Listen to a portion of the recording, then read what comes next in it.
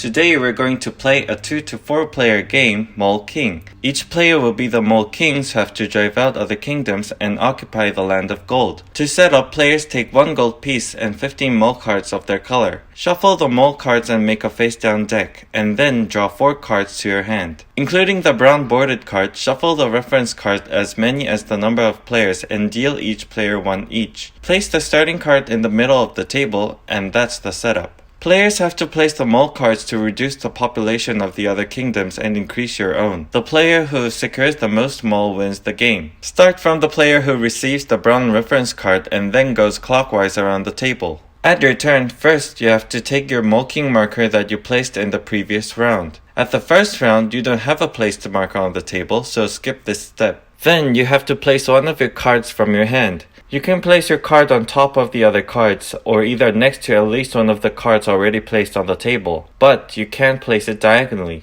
When you place your card on top of the other cards, you must follow these overlapping rules. A mall or a rock icon can be overlapped on top of the grassland icon. A mall with a hammer icon can be overlapped on top of the rock icon. And the grassland icon can be overlapped in any other icons except for the rock icon and your own mole icon. If you placed your card on the table, count the number of sections that you just overlapped and gain a silver piece per each section. At any time, you may trade 4 silver to 1 gold, but the maximum value you can possess is the value of 8, so any excessive value will be removed.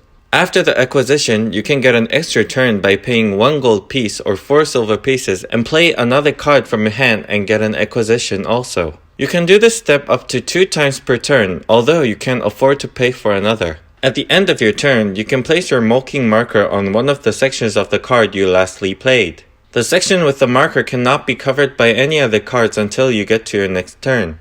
Then replenish your hand back to 4 from your deck. If your deck runs out, you will play the rest of the rounds only with the cards of your hand. When one of the player uses all of its cards, it triggers the game end.